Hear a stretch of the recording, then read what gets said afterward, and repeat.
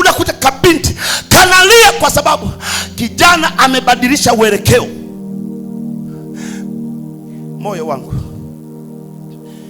nilikupatia, nimekosa nini?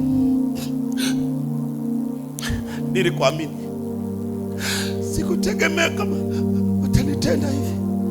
Mungu atajua. Mungu anakuona wewe, Mungu anakuona. Kanalia kabinti kwa sababu mvaa suruali mmoja amemwacha. Lakini anapokosa ibada, anapokosa idara, anapokosa maombi, ana muda wa kulia kama anavyomlilia huyu msela.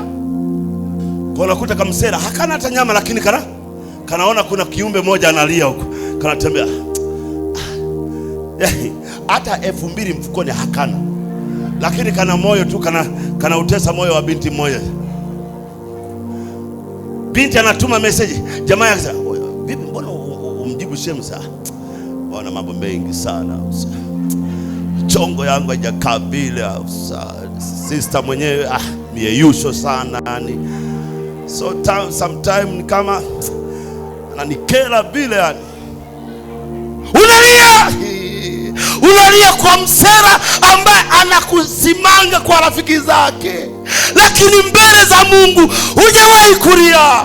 Geuka, geuka, geuka, geuka wewe.